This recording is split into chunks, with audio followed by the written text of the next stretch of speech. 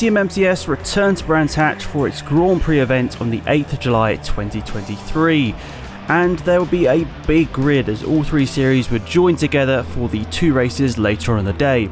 However, in the morning it will be two qualifying sessions for the main two classes. The Intermarks and then the Tin Tops and Super Saloons would have their own qualifying session later on.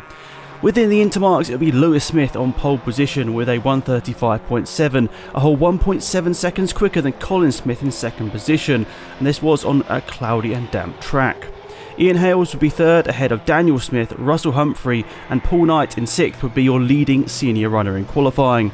Scott Aprigliano would be in 7th, followed by Mick Robertson in 8th, Kurt Russell, Richard Smith, Phil Spinks, and then in 12th would be Ruben Taylor, Philip Young and Keith White in 14th position in his BMW Z4. The driver's only getting around 6 laps on the circuit because of the conditions and the shorter qualifying session.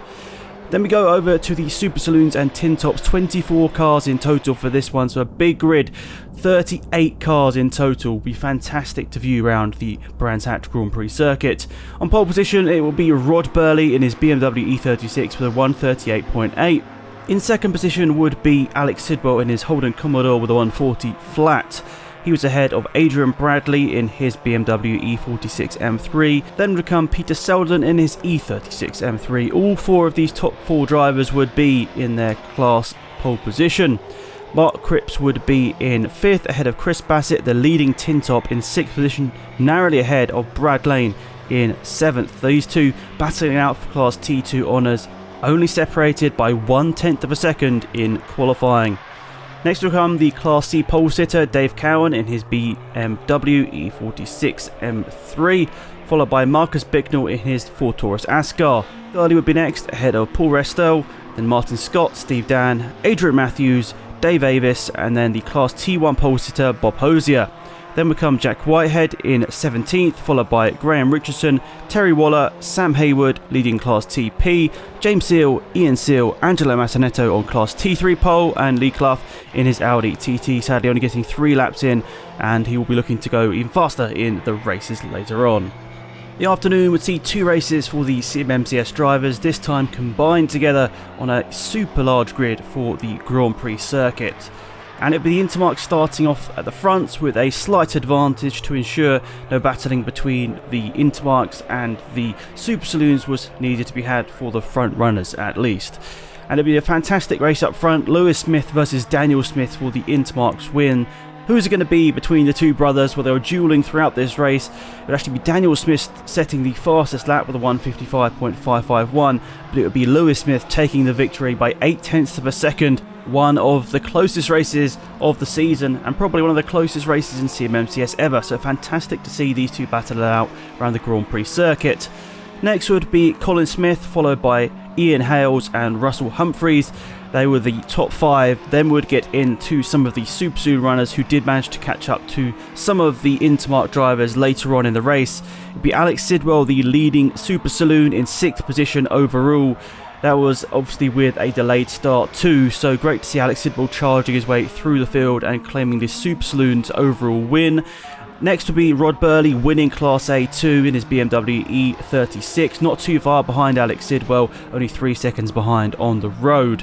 Next will become Scott Aprigliano in his Intermark, followed by the leading senior Intermark, which would be Paul Knight ahead of Phil Spinks. These two only separated by a couple of seconds at the end of the race too. Great to see the Intermark senior runners also putting on a great show around the Brands Hatch Grand Prix circuit.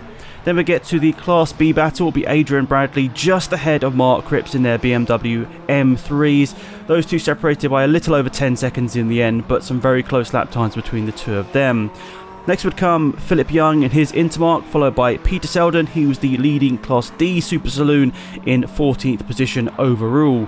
Next would follow Brad Lane in his T2 Honda Civic Type R, setting some really impressive lap times throughout, constantly in a battle with a number of other drivers actually, Marcus Bicknell, Dave Cowan and Bassett. The four of them really having a great squabble throughout this whole race. But it would be Brad at the front of that queue at the end of the race, also wrapping up Class T2. So Marcus Bicknell will be in 6th ahead of Dave Cowan, Class C winner in 17th.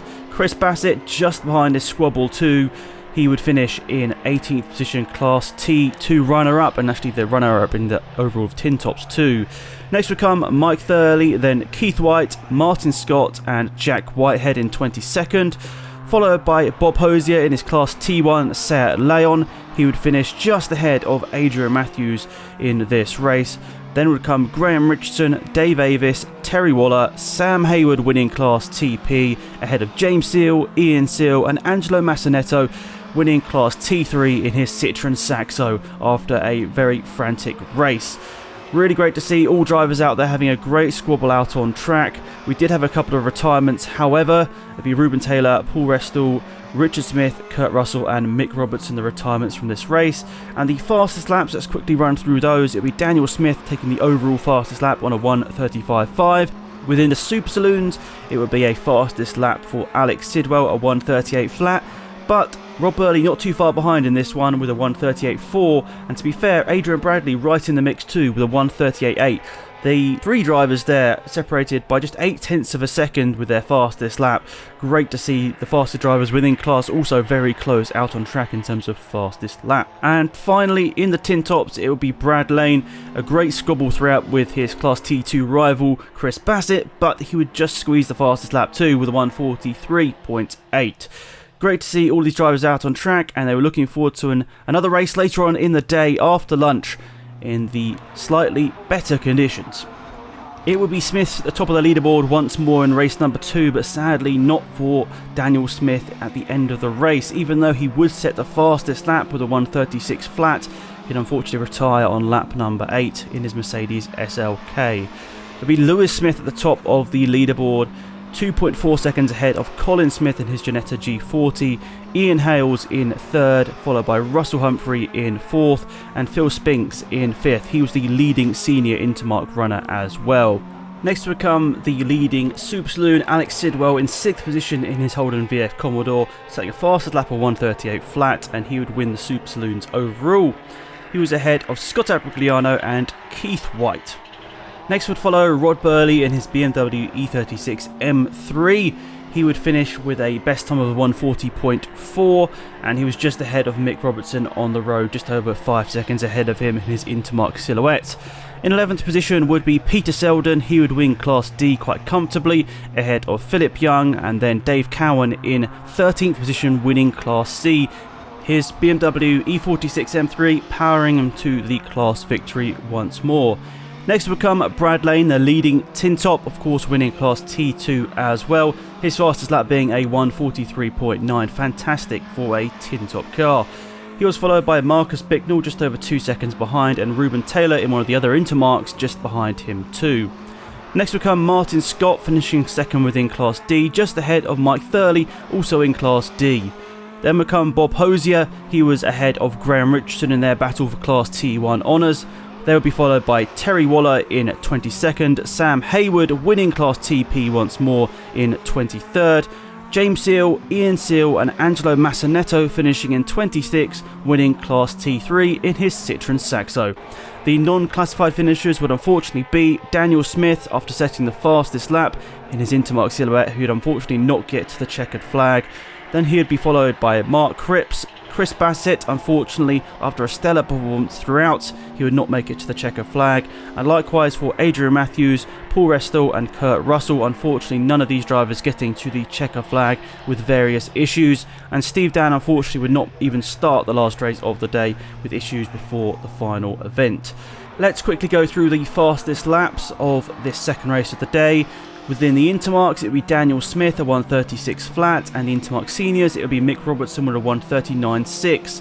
Alex Sidwell within Class S would be a 1:38 flat. Rob Burley in his Class A BMW E36, he would finish on a 1:40.4. Peter Selden within Class D, he would do 1:41.4. Mark Cripps, he would go quick again in his BMW M3 at 1:41.7. Dave Cowan in his BMW, he would be quick once more within Class C at 1:42.7. And then it would be Brad Lane, he would do a 1:43.9 in his Class T2 Honda Civic Type R, and Bob Hosier would do a 1:48.2 in his Seat Leon. Sam Hayward 1:53.3 in the Class TP Ford Fiesta ST150, and Angelo Massinetto a 2 minutes 2.4 in his Citroen Saxo. A huge thanks to all involved at the Classic and Modern Motorsport Club South, all the drivers, all the teams, everyone that came to watch the event at Brands Hatch Grand Prix. It's massively appreciated. We put together a great grid of cars, and we appreciate, even though all 3 grids had to be together, some great racing out there, really respectful racing, and massive thanks to all of the drivers for making sure it was a great show for the spectators too.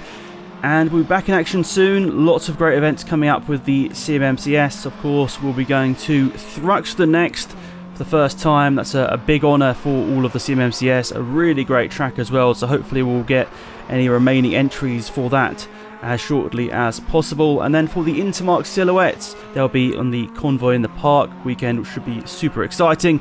Then on the 19th and 20th of August, we'll be going to Brands Hatch for the Tin Tops Pit Stop race, and also the Super Saloons doing their own normal event. And then we go back to Brands Hatch for all series on the September 16th weekend, followed by Snetterton 300 for all 3 series for the October 14th, 15th weekend for the final event of the season. Hopefully we'll see you there. Thank you very much for watching the video, and we'll see you all around soon. Goodbye.